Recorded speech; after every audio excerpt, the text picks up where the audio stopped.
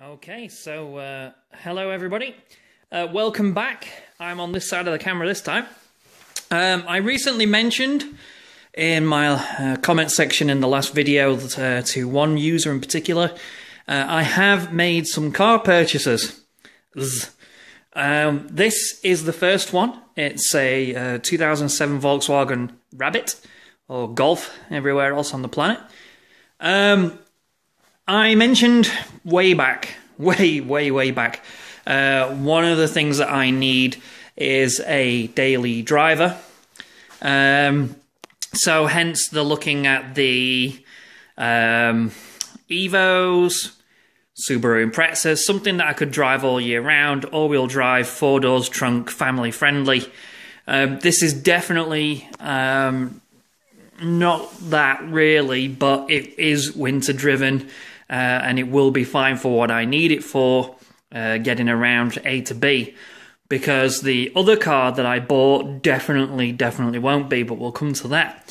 So, yeah, it's not in brilliant condition. The gentleman that had this before me, this is exactly what it was to him. It was his daily commuter in the winter, and it's got high mileage, but it was cheap, and I really like the look of the 2-door Golfs, especially the Mark Vs.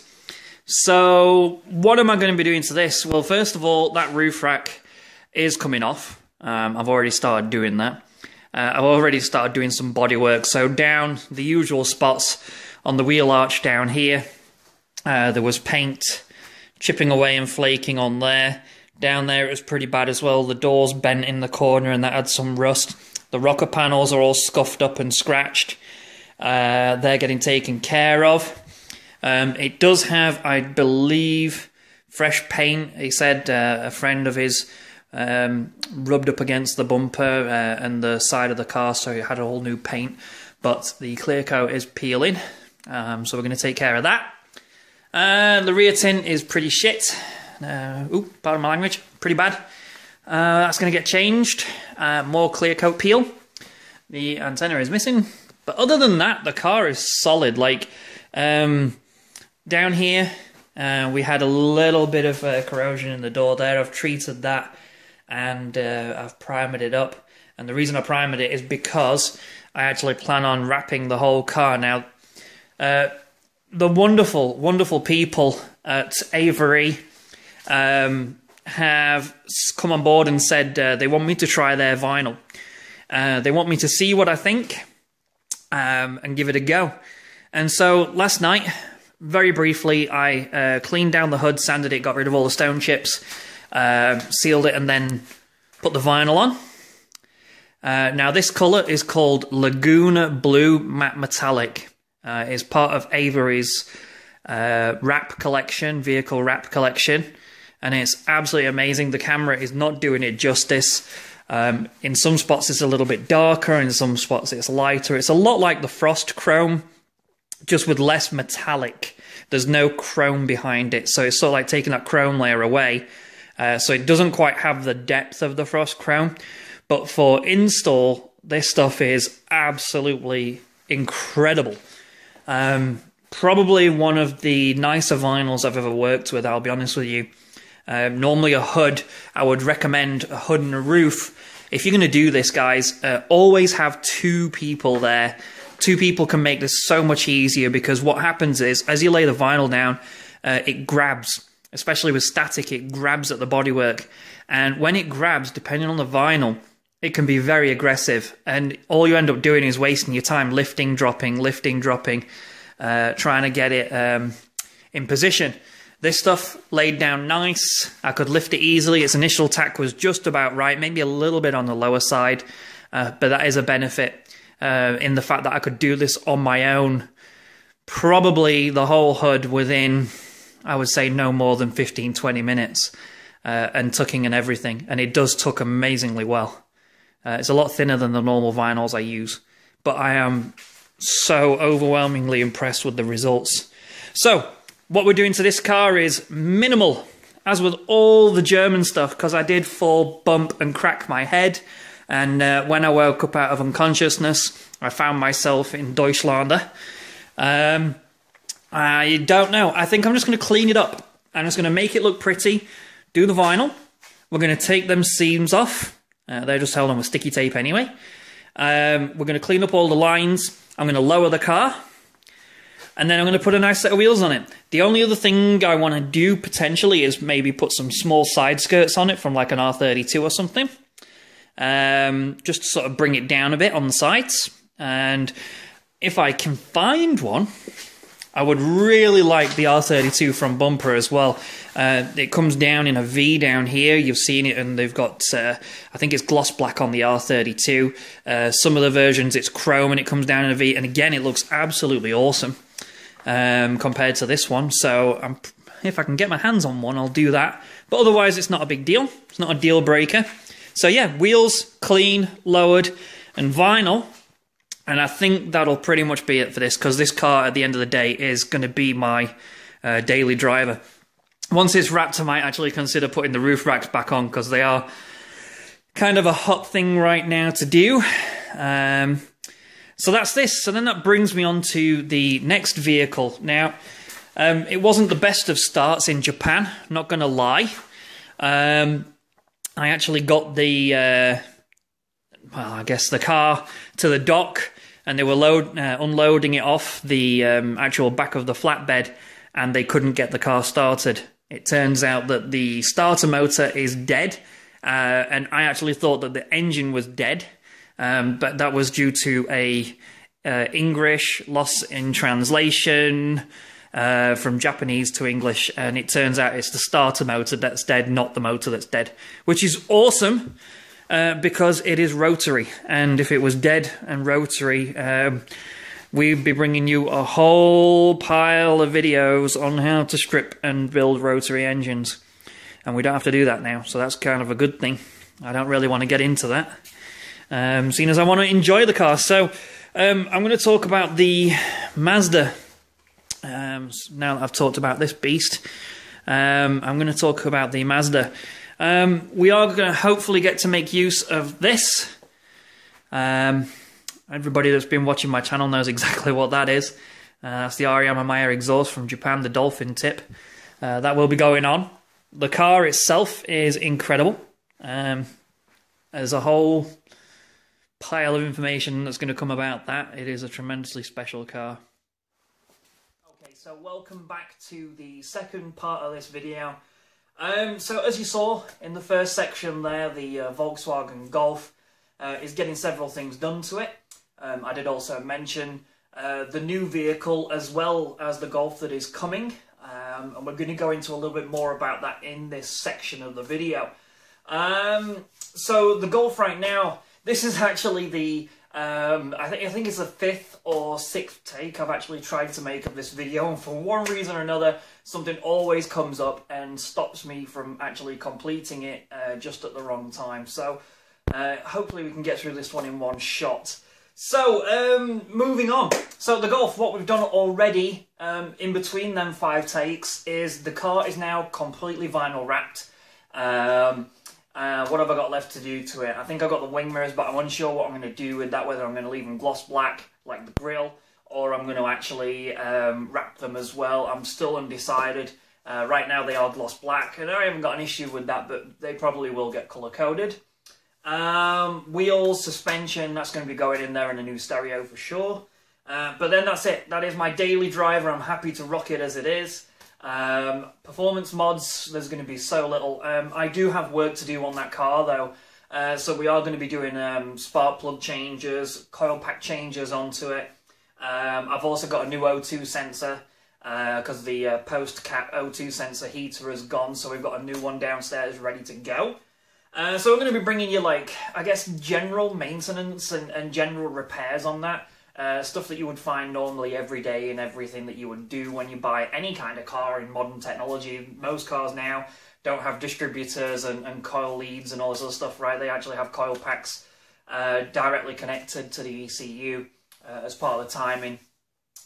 So that's that side of it. Keep that to one side, I guess, ultimately. I've got some great videos, really, really good videos coming out on how to wrap intricate stuff. I've actually made them. They're being cut and edited right now by myself. So we're talking like door handles, grab recesses and concave curves in doors and things like that. Trimming and finishing and how we do it and how we make it look really, really good. So all you people out there, I think I've had about 3 or 4 people this week saying, really love the vinyl, I want to have a go at this myself. Have you got any videos on how we can do this or any pointers? I'm going to bring you the hard stuff. The easy flat panels are easy. If you get good quality vinyl, I'm going to say probably about 85% of your work is done for you in the vinyl. So as long as you're buying good quality vinyl, chances are it's going to be pretty self-explanatory when you want to do a panel or two, especially if it's a flat surface. So anything like the Audis or anything like that, or a 350Z, although it does have curves, the actual surfaces break up quite a lot. So it does mean you wrap lots of individual pieces, but they're not that complex to wrap. I think the hardest thing was the trunk lid, potentially, where you may need 2 people to help you, but that would have been a good one to bring you. So moving on. So I mentioned in my previous video, I have bought another Rotary. Yes, I have bought a Mazda RX-7 FD3S. Now, I had a chap on there this week asking me in my video when I put it to you guys, what would you like to see me do next? He came and said, why don't you show the FC3S some love? And you know what, right? I have all kinds of love for all Rotary engines. And especially the older RX3s, all the way up through, they're up there with the old school, like Nissan GTRs, the old Fairlady Zs. I just love them, and we're seeing a bit of a revival of these classic Japanese cars coming back, and it's awesome. There's an amazing Datsun 510 locally. It's a bit of a rat rod. It looks pretty shoddy from the outside, but then you go inside and it's like retro, but modern as well. Like, they've really modernized it, but kept some of the original stuff in there as well, and they've just got that fine balance perfect. But one of the main things about this car is that the front bumper is completely hacked and chopped. There's this huge front mount intercooler in it, and they've put a full-on SR20 det Nissan Silvia engine in it. So it's a little rocket. Like, they've got the rear diff, they've got the whole drivetrain out of a Nissan Silvia and put it into this Datsun 510. And apart from some braided hoses and this great big front mount intercooler and a really nice set of like super light wheels, it looks pretty gnarly. It looks rough, but it's brilliant. I absolutely love the car. So yeah, a lot of love for the older stuff for sure. The FC, I mean, that's where it began for me, I think, is the Turbo 2. I've worked on everything from the GSLSEs, the first gens, all the way up to the 3rd gens, and I don't think I've got a particular reason other than, I guess, ultimately design. The FD is why I initially got into it, is because the shape of the FD is stunning. It's absolutely beautiful. Even in today's vehicles lineup, I still think it's probably one of the prettiest cars that there is to look at. The FC, I do fully understand it, but I do think they do look a bit like the old Porsches. But you kind of got to look back at your beginnings to see where you are now. And if we didn't have the FC, we wouldn't have the FD. And I do love them, and you can make them cars incredible. I've got a friend here who has quite the collection of FCs and one race car, and it's awesome. They're absolutely awesome, and I do love them. And of course, you've got the added benefit that you can get parts locally. Like, you can go to any junkyard, you can go anywhere, and you'll find parts for these things, unlike the FD, which is extremely rare, especially after you get after 95, because that was when the cut-off point was for North American FDs, and then it was all the JDM stuff after that, so it does get a little bit hard to get parts for. But the good thing is the FC and the FD, some of the tech in there is actually interchangeable. One of the mods I did to my very first FD was putting the FC thermostat and fan switching sensors into my FD, because they actually kick in around about 5 to 10 degrees sooner than the stock FD fans kick in. Again, coming back to this reliability thing, right? And they were a lot cheaper and easier to get than an FD one. So yeah, so I do love the FC. Please don't think I'm ignoring them. I do love them very much, but for me, the styling of the FD is where it's at. So, talking about RX-7s, So within the RX-7 generations from 1992 all the way up to 2002, that 10-year period, we saw lots and lots of different versions of RX-7s. We saw the originals, R1, R2s, then we started Japanese stuff. You've got the Type Rs, then we've got Type RSs, Type RZ, and then all the way through to your Spirit Rs and things like that, and then random ones as well. There was a few spurious random ones. There's one in Mazda North America right now. They've got one very well caged up there, which is actually the only 1995 Spirit R on the planet, which is in their museum right now. So anyway, I digress. So there was some changes within that 10 years, some minor, some massively significant changes. The first one, I guess, realistically came in 1996. Mazda switched out to a 16-bit ECU on the FD. Although a minor change, there was a harness change and a minor change in the ECU, it was monumental of a jump. The difference between the two cars was huge. There's a whole pile of videos on YouTube, guys, you can go and look at, and you can actually see what I'm talking about here. There's a really good video in Japanese where they actually took every FD from non-modified to fully modified in every sort of variation that there was throughout the years and put them up against each other on Scuba.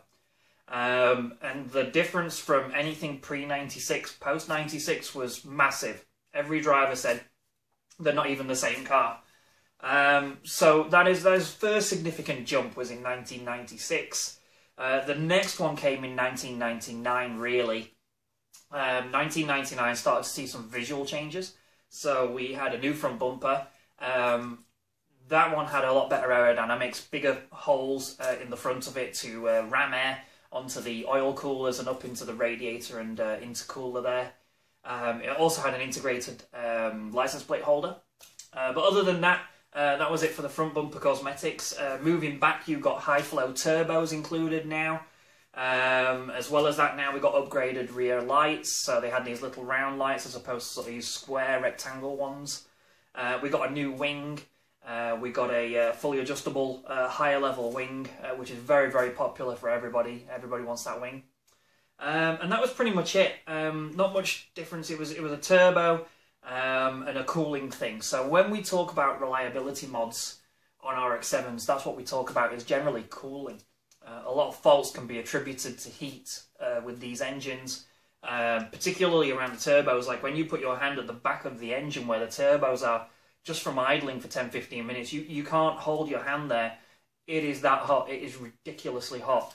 And what happens is, over sort of a decade of this heat cooling, all the rubbers inside the engine become what they call age-hardened. So they actually become like ABS plastic, like really rigid, really solid. And generally, it's not such a big issue because as long as they're not touched, they do last for quite a long time. But what you tend to find is that a lot of RX-7s have boost issues, especially on the secondary turbo side. And a lot of that can be attributed to the vacuum lines. Again, this age hardening. So from the engine moving, servicing, maintenance, people playing with things, they do break and they are extremely brittle. There is some wonderful diagrams online, actually, of what they call the rat's nest. That is what they call the vacuum line setup for the FD.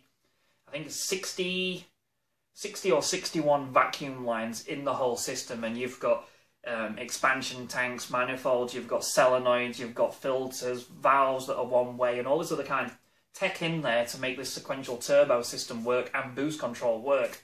And it leaves you open to a lot of failure.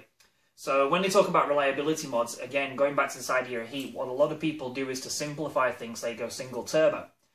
So when you go single turbo, you bin probably about 3/4 of all that vacuum line, because all your boost control then generally is through either a separate ECU or a separate boost controller, like an AVCR, a Pexi AVCR, or some kind of like Gredi Profex system or something like that. Or if you've gone with the Power FC ECU, you might have got the hop up to get the Power FC boost control set up as well with the solenoid. So there's all kinds of options there, and that does remove a lot of that lineage. Now, the other thing that it does is it removes a lot of heat. The single turbo opens up a lot of airspace, it opens up the engine quite a lot, and it does allow a lot more air to travel through, and it does produce a lot less heat than the sequential turbo setup, because it's all kind of packed in at the back left-hand corner and along the sort of left-hand side.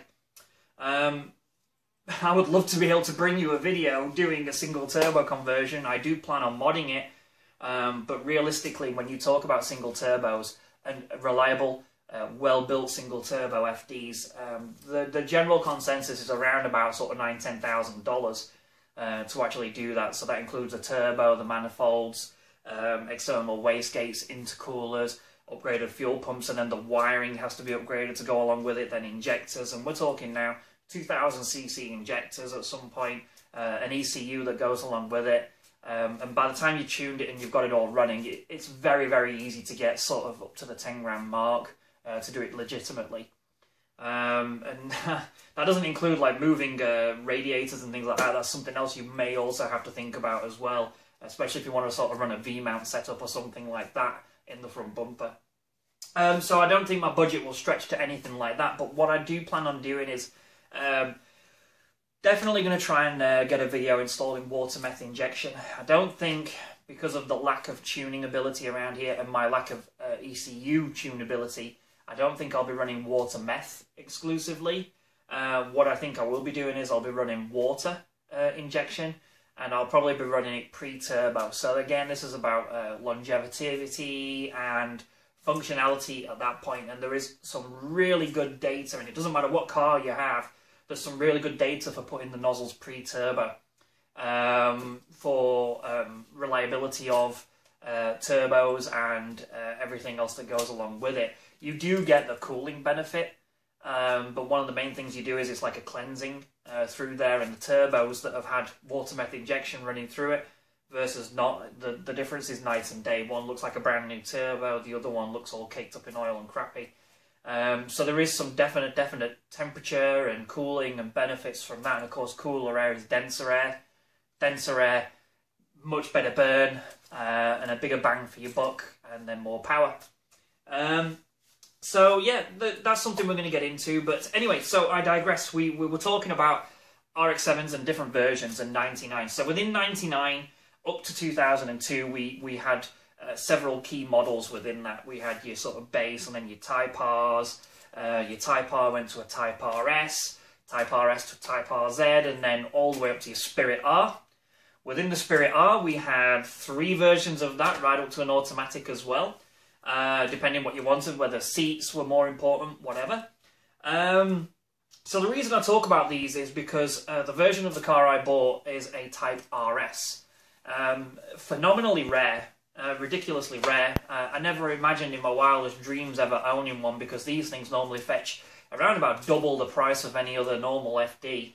But I guess it's because it needs a little bit of tidying up. The car, it's not brilliant. The bodywork is fantastic. The engine is, I've had it compression checked, is perfect apart from one face on one rotor, which is a little bit down, but it's still massively within limits. To the point where I'll probably not have any worries at all for several years. Yeah, so I bought this car, and the back bumper's hanging off. It's actually held on with green painter's tape right now. And the interior, there's no radio. The glove box is missing. It's got a cardboard box in there with gauges sort of sat in this piece of cardboard wedged in. On the centre console here, for some reason, the previous owner decided to put a shotgun rack for shotgun shells down the side of it. There's no shells in it right now, but there's a perfect rack for a whole pile of 12 gauge.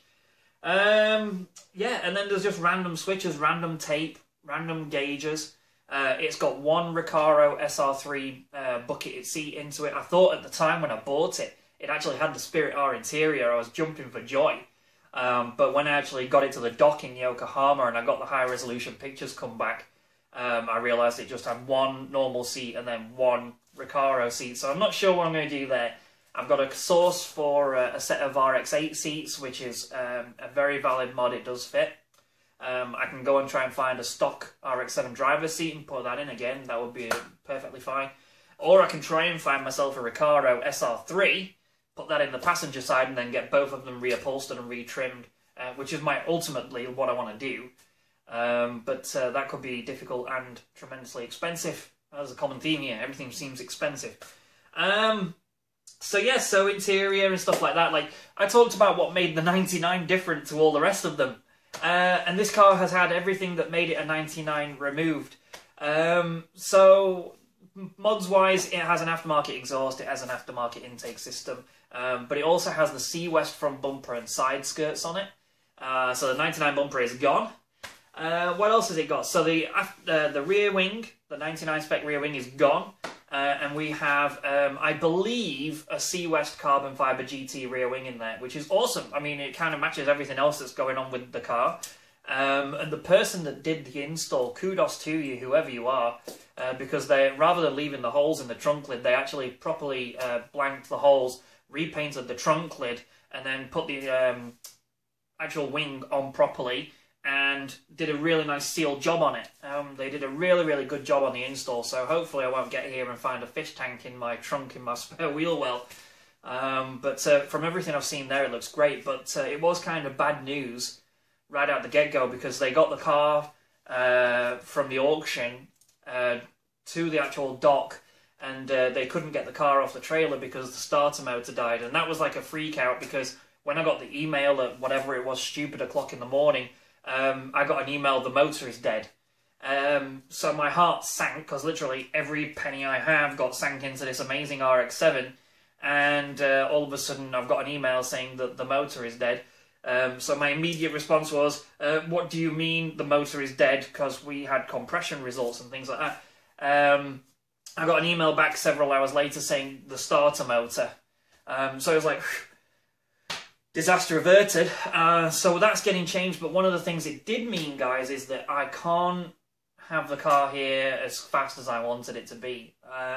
So the original plan was going to be for around the end of April. 27th of April was when it was meant to arrive-ish. It missed the boat, bottom line. So I don't anticipate that now being here until probably now, realistically, middle-end May. But when it does get here, we're going to have some awesome videos to bring you, like amazing. Like, I can't wait to climb over this thing and actually show you some of the stuff. It's going to be awesome. But anyway, so Type RS, what makes the Type RS really special? A couple of things. First of all, on the Type RS, they did away with certain comforts and really focused on performance and track. So right out of the factory, it came with factory Bilstein suspension. Again, coming back to this common theme of things that were added and then removed. From everything I understand right now, that's actually been taken out. The factory Bilsteins have been removed, and it does have coilovers in there. It's definitely not teen, definitely not HKS, but there is coilovers in there for sure. It also came with upgraded boost right out of the factory, then more boost. What else did they come with? Okay, so yeah, so the upper top mount brace, sway bar brace, that normally is red with a really nice little RX-7 plate riveted in at the top. For some reason, they made it look naff, and they put this just generic black one in there, and it had nothing written on it. But again, it's a really good way to tell if it's a Type RZ or an RS, is this black bracing that goes across the front. Other things that they did for the Type RS was that you got a 4.3 final drive rear diff, and you also got a completely different gearing for your transmission. So you did lose some top end, but you did gain quite considerable acceleration off the mark. And that was pretty much it. There was slight cosmetic changes internally, carpets and seats and things like that. You did get a few little differences there, but other than that, that was pretty much what you got for the Type RS. I suppose the other big thing would be the brakes. The Type RS came with much, much bigger brakes. Again, it's not something you can really pick up on visually looking at it, but it definitely helps the vehicle. So that's what makes it so special, and that's why I really didn't think I was going to get this car, because there was only just like a handful of them made on a 1999. So I couldn't really pass up the opportunity to buy it. Modification-wise, I don't really think I'm going to do all that much, because I just don't have the cash to pour into this car like I wanted to. I came this close to buying an older RX-7 locally, an FD, And what that would have done is the budget that would have released, I was planning on bringing you full-on like Maya body kits and all this other craziness, like, because it would have freed up all the rest of my budget to do this sort of stuff. As it happened, that car was going to be a huge amount of work, beyond what I actually have time to do for Nif Naf and Trivia. I'm talking like we needed to strip it and redo it. All new carpets, interior pieces, trim. There was some engine work needed doing. The bodywork was not good at all. It's just a whole pile of little things that needed doing, and it just, when you sat down and actually looked at everything, and doing it here is very, very expensive in Nova Scotia because everything has to be imported. It's just not worth the hassle and the grief. So I ended up pouring all my cash into this one anyway. That came pretty much done. All I have to do is tidy it up a bit, make it Canadian legal, and then we can drive it away. So yeah, modification wise, if everything sort of works out, the C West body kit that's on it, I could probably sell that, take that off and sell it for a good chunk of change, and generate some cash to actually put the body kit I want on it. But we'll see. We're going to go on that journey together, and we'll figure it out as we go. I do have some parts, as you can see, that will be going into it, but it'll be a very progressive build this time, as opposed to like a whole pile of stuff going at it at one shot. The wheels that are on it right now are probably the rarest set of wheels I've ever heard of in my life. They're called Work Stitch, and they're like a multi-spoke, two-piece forged rim. They're a 17-inch staggered fitment rim. Beautiful looking rim, but they just really don't fill the arch at all. So I had loads of feedback from you guys in regards to the 350Z. The wheels that were on there were a fast Hayuken TE37 deep spoke rim, and I agree with every single one of you. Them rims were just so beautiful. They were probably the nicest rim I've ever owned in my life. Like, they were so simple and clean, but yet gave it this really sort of sporty, aggressive drift look. And it was awesome. It was the best rim I've ever bought in my life. And they were actually extremely hard. Like, considering that I had elastic band stretch tyres on it, and I drive it in Nova Scotia, like, they survived really, really, really, really well. So what I'm hoping to do is I'm going to sell the Work Stitch wheels, and I'm going to buy an 18-inch staggered setup in the same rim as what was on the 350Z, and put that onto the actual RX-7. Same colour and everything. I'm not going to do no crazy plastic dip or anything like that. I was just playing around with this whole JDM sort ofness of it. I'm just going to leave them with the gunmetal sort of anthracite grey and put that on there and leave it as it is. Body kit, I really want to bring you the body kit side of it. I really want to put the Maya ADGT kit on there. That is my dream kit. That is exactly what I want to put on the car. If I do, we will be wrapping the car in yellow. Guaranteed. I guarantee you, I make that guarantee. The car will be yellow, and it will be like fully legitimized Initial D style. Even down to the red sun sticker down the side of it. But again, the cost, you know, it's several $1,000s to do that. But it would be a whole sort of package of videos that goes along with it. Because we're talking wide arches and blending and actually trimming the kit in and making it a really nice snug fit. So that would be a good pile of videos to bring, but again, it's down to budget. So yeah, so 99 Type RS Mazda RX-7 inbound.